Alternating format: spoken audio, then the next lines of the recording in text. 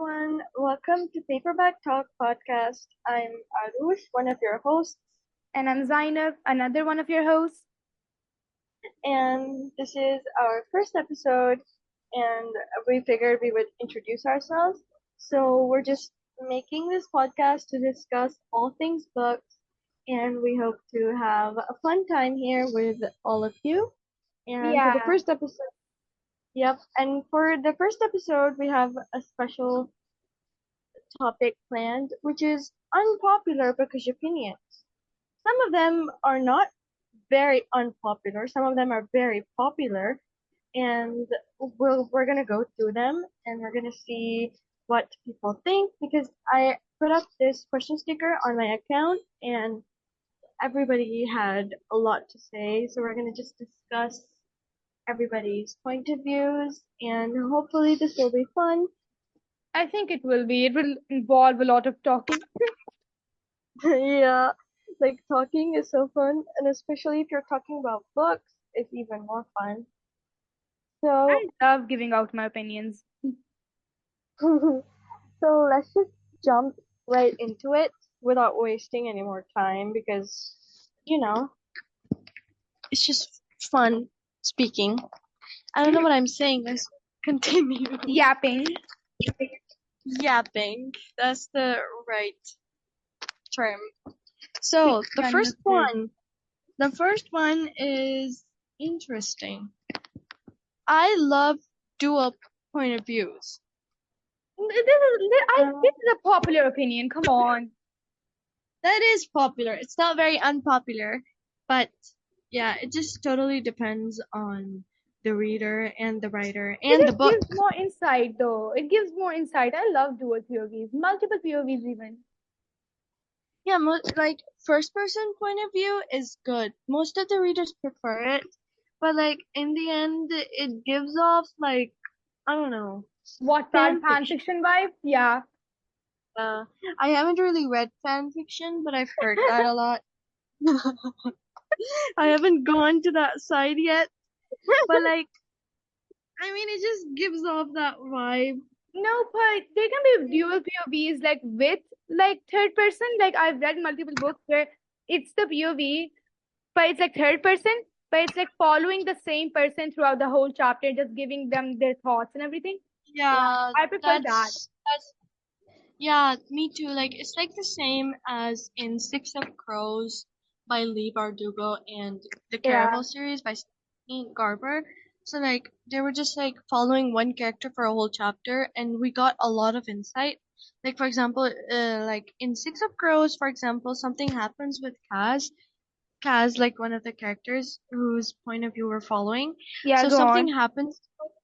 something happens with him and then all of a sudden we just like add a scene break and then we're delving into his trauma and the author is telling us about his past experiences him as a child and then suddenly the scene ends and then he gasps and then he comes back to the real world. So for example, he's like rethinking Oh, everything other than just directly telling the reader. So I felt like that was very cool.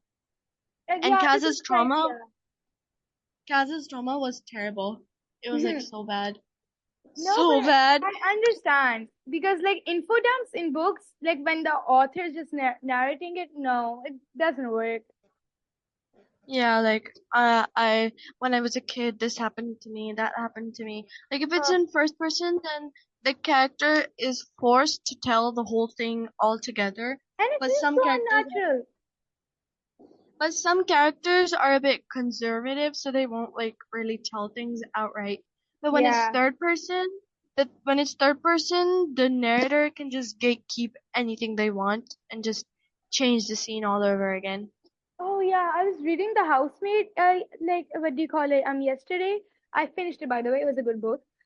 When I tell you, I did not know what she was in prison for like the majority of the book, and I was so curious to the point that I was going to Google it, even if it meant scolding myself. Yeah. Yeah, that's what authors do. I did the same in The Echoes of Stygian too, and it's like fun. You hide something, and then so the reader has the urge to keep on reading, and then they find out in the end. So that's Yeah. an extra. an extra plot twist. Yeah, but then dual POVs is also one, like if you have multiple characters, especially something is happening to like some of the characters, right? And it just skips to another character who's like, I don't know, 50 miles south doing something else. Are you Oh, are you calling me out? yes, I Because I did am. that. Yes, I am. I hate when that happens because I'm like, I want to know more about this, not about how she's eating ice cream. But like, it actually urges the reader to keep on reading. So like it's just Yeah. one more It's like chapter kind of like a ahead. cliffhanger. Yeah, that happened in the inheritance games multiple times, and that pissed me off because it happened Oh, too much. also It about happened like how much? Like what frequency? Wait, what am I like talking about? the inheritance games in like all of the books, especially the fourth book, The Brothers Hawthorne. It's something was gonna happen to Grayson, and then suddenly the chapter just ends and goes to Jameson. Yeah, That that was happened with Heroes of Olympus as well. It was so annoying because there were like seven characters. One thing happens to one yeah. character, switches to all of the others, and then comes back. I just did it once. Okay, I'm not ridiculous. I did it once. That's the only time I did it. Yeah, Because but that's like the only time the characters are separated. Because otherwise, yeah, throughout the books, they're all just in the same spot. they're like glued together. Yeah, actually, they are. It's Can't imagine their lives without each other. like those 2 years, they were terrible. They're like making up for lost time. Spoilers if you haven't Yeah, like read they're just Echo of like the Nervous Region. taped up together. No, but So I agree. Also, one yeah, I've heard this about the inheritance games. Is there like substitute? Are there substitute what do you call curse words in it? yeah, there are. Oh, that feels so weird. No, because it's not. Oh my god, I Can't hit my sing. head again. Hit my head again. But no, but no, like all of the characters are doing it. There's just one particular character who is, I think her name was Maxine, and she is very like her parents are strict, so she does not just say curse words. She Oh, substitutes them. So I didn't really feel that much. I didn't feel that it was very odd because it was not out of character. She was just the yeah. character was like that. So it was Is she like justifiable. main or like is like she a side character? She's Asian and she's a side character. Yeah, you know what? That's okay. Because if it's Yeah, the main character and she's saying that like every page, it would piss me off. yeah, no, Maxine just comes in like sometimes because she's Avery's best friend, and then she substitutes them sometimes. Speaking of best friends, Um, blonde MCs, they're so underrated. I don't understand people who like dark-haired MCs just because they're dark-haired. No, genuinely, anyways, ugh. well, we'll talk about that one later. Let's move on. So about the dual point of view part, I feel like it just depends on the writer, the author, the Yeah, reader, yeah, everybody's preferences and how the book is actually written.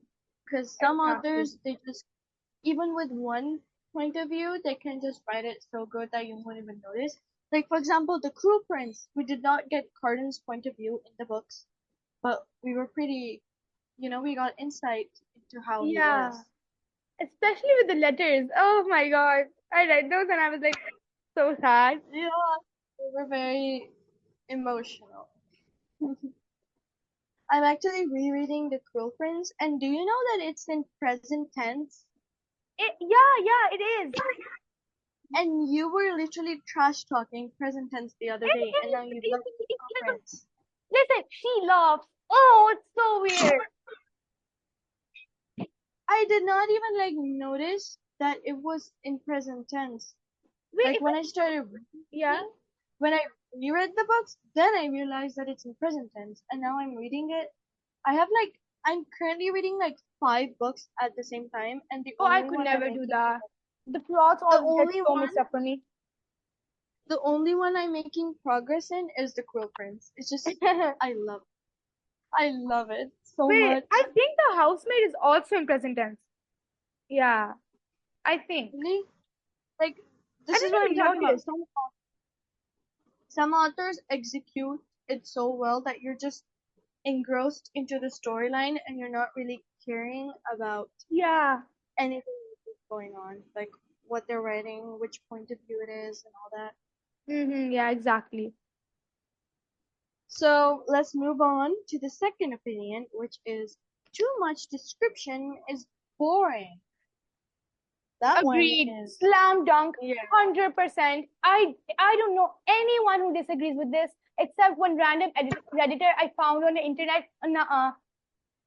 Oh yes. like description is there so that the reader can imagine it properly.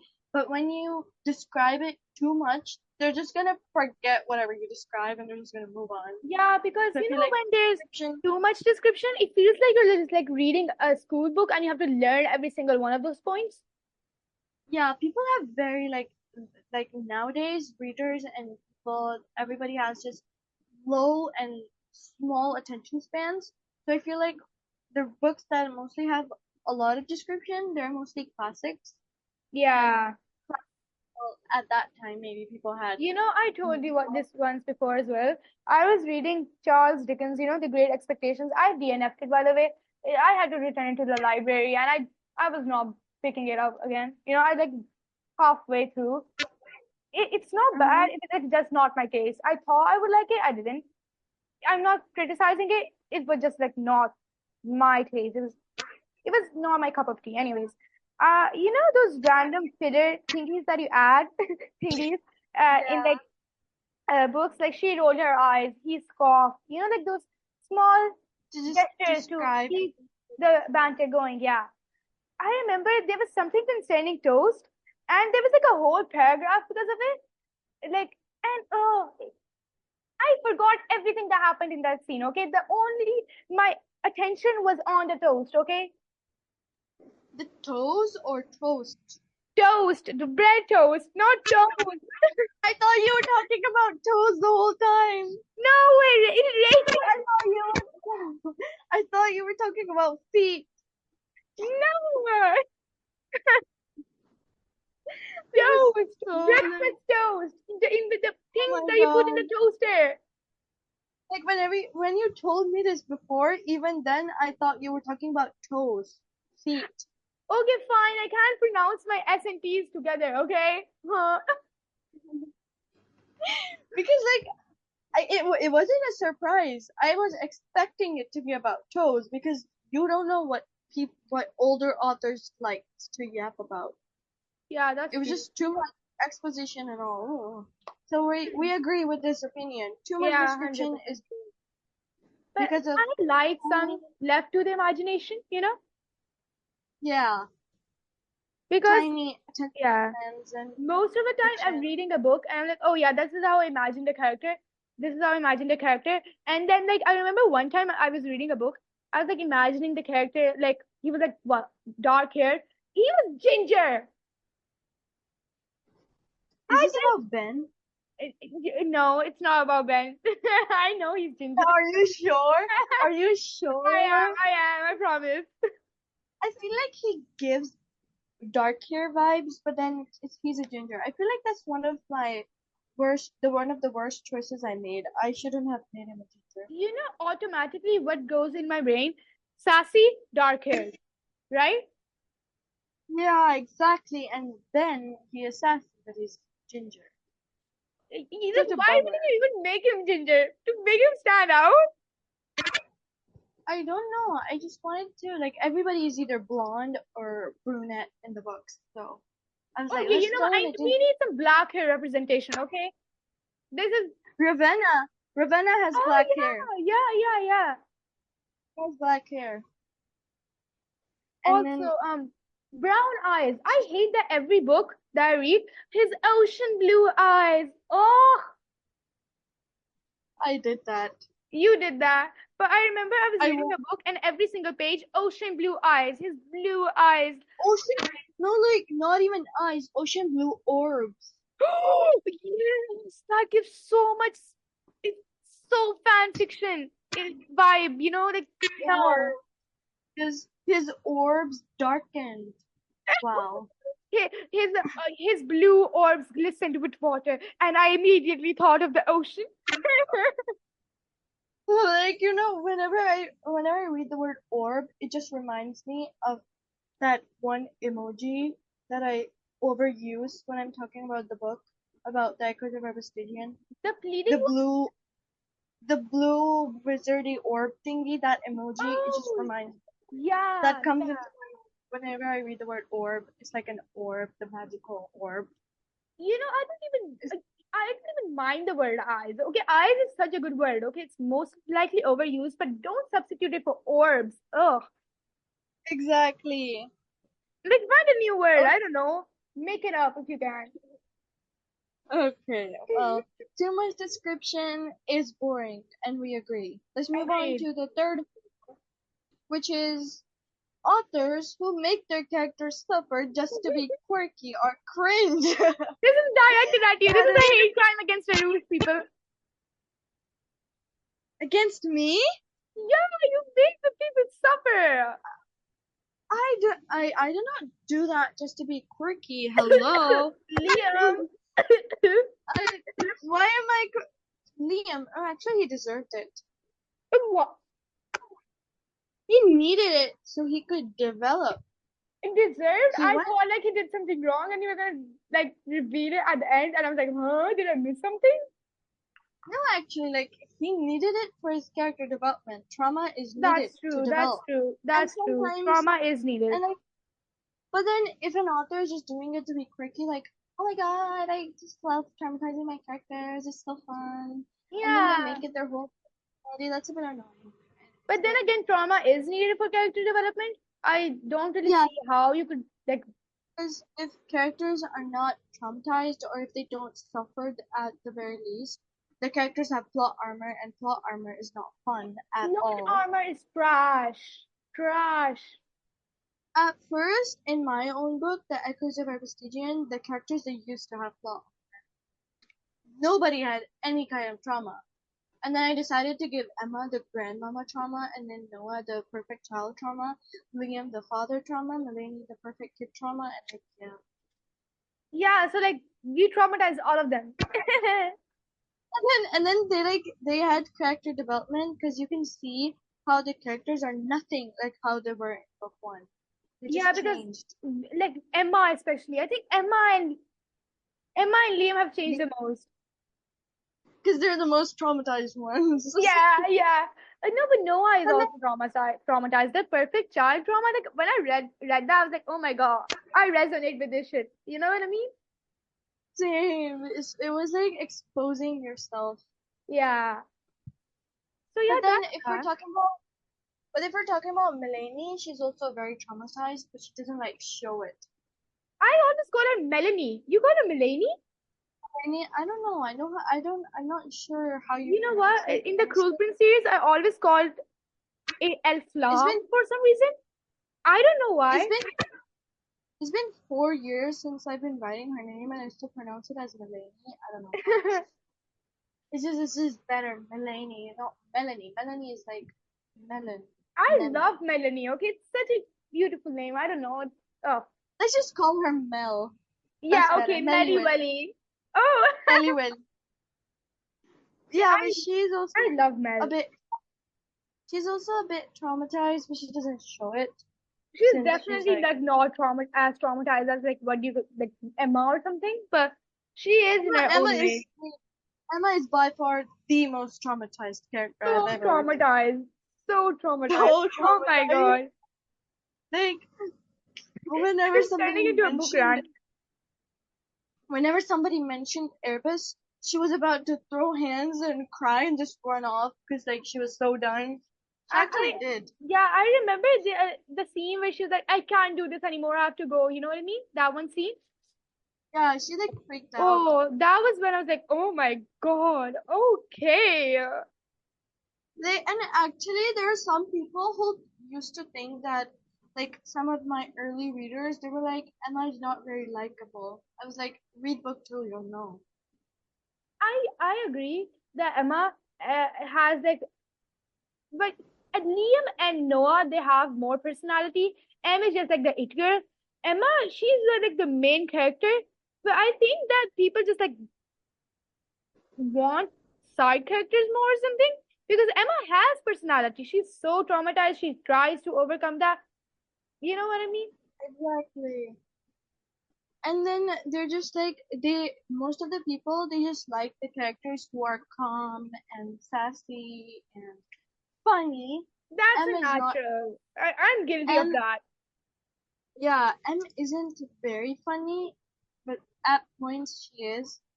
She gives Yeah. off the she's introverted as well, and most of the time people they like extroverted characters.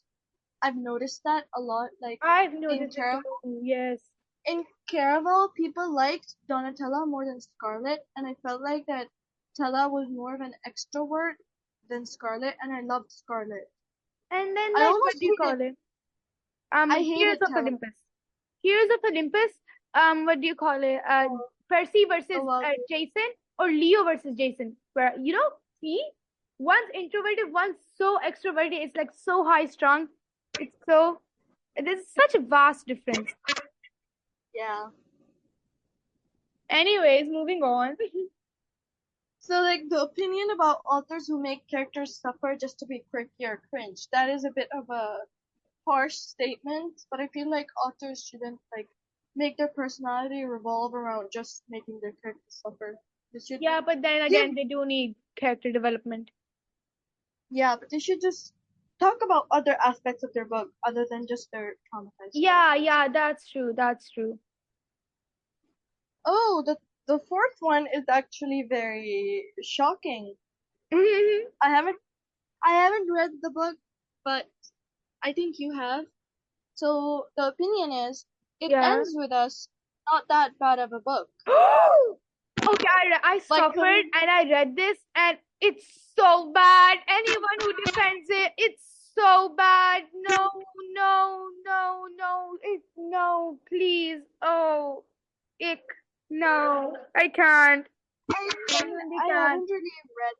I haven't read it, so I can't say more about this. But like, if the characters are just toxic or something, then it's Listen, just not. listen. I'll give you a quick rundown. Lily falls in love with a man called Ryle. Ryle is abusive. She's still in love with her, and then she meets her childhood best friend type slash boyfriend called Atlas. No. Oh, that's the dude. I know his name. Ryle behaves like a third grader who has issues. And you know what Colleen Hoover uses to, compensate for his abuse? She's like, oh yeah, he killed his brother when he was what, 7? Huh? Huh? Yes. He killed his Emerson. brother when he was 7? It was like a mistake, like he accidentally put the trigger. And obviously people have trauma. I'm not I'm not making fun of them. But then again, it's not really he didn't even he didn't even like offer to go to like anger, what do you call it, anger management people. I don't know, I'm pretty sure there's like stuff for that. Well, that's one reason you like Noah Anderson, then. No, it was so bad. Yeah, I do agree that people do like over villainize it, you could say. Yeah. But then again, It's it does not deserve the hype.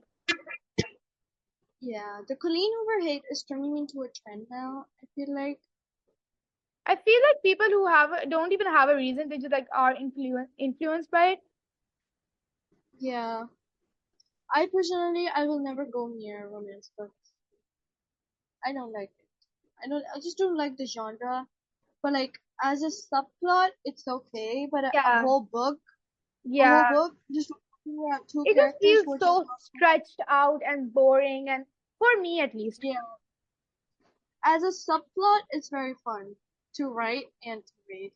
But then again, But sometimes you just like want those giggly moments when yeah, you know what I mean? I get romance readers, but then people who just read strictly romance, that's just, in my opinion, weird. yeah, they should like widen their So varieties Colleen of Hoover, books they read.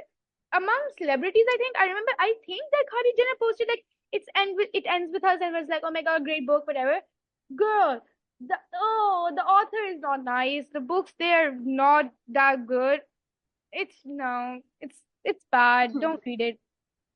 Nah. Yeah. So let's move on. Yeah, go on. And this one is also a bit heated up. Most people who hate classics are the ones obsessed with book talk. Hey, I don't hate classics, okay? I like them, okay?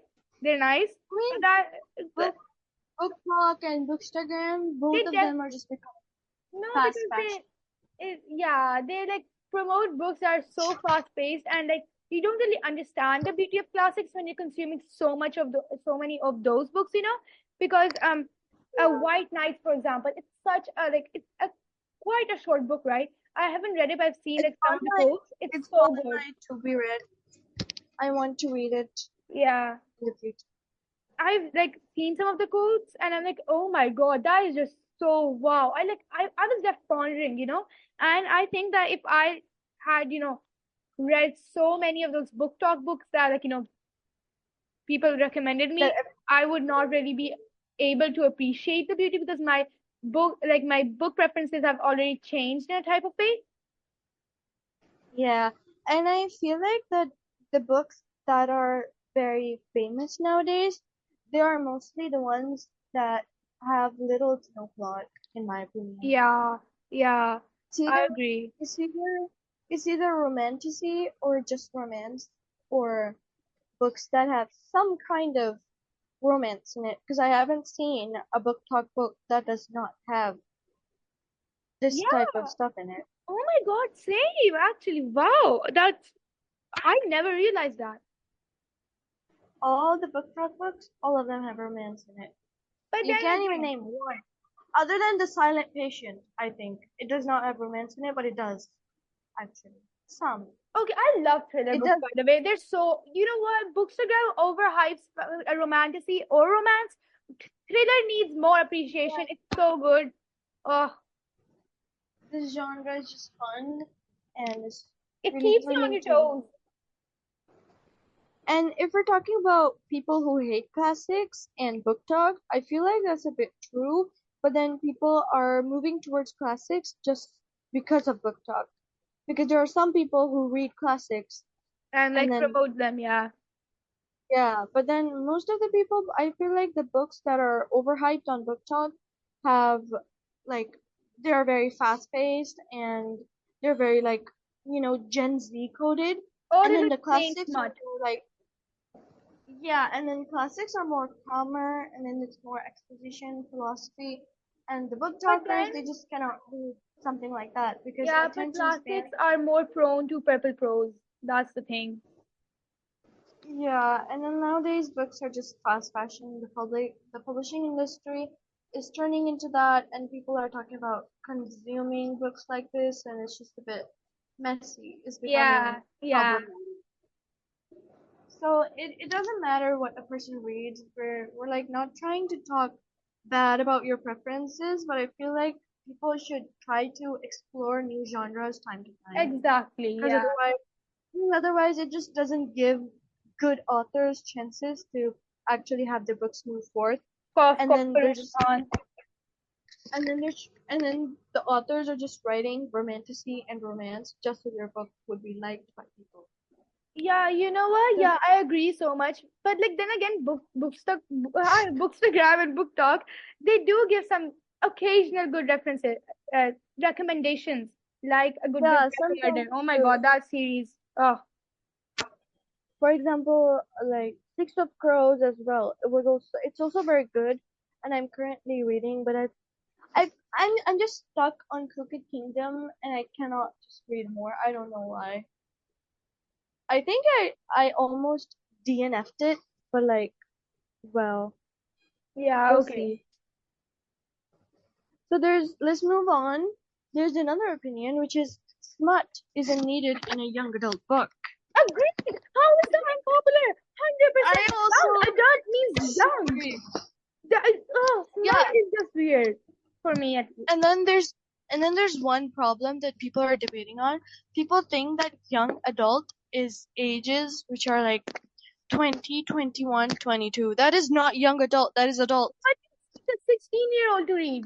What? Children Because book? they take the term very literally. Young adult. That means 18, 19, 20, 21. But that is not it. Yeah. Young adult is ages 12 to 18. That is young adult. If Teenagers. you want to publish a book that contains smut, you can brand it without young adult, and I'm pretty sure it will sell the same if it was to sell. Yeah, like for example, if there are young adult people who want to read books like that, they will find it. They will know that this book contains this type of material, so I want to read it. I remember So like yeah, I remember one time, the someone recommended me Icebreaker. Uh, Icebreaker, I haven't read it, but like I've heard I read about it. excerpts, and when I tell you, I is it branded as young adult? I don't know, but the creator who The was cover, posting about it, yeah, the the cover, cover was so misleading, so misleading.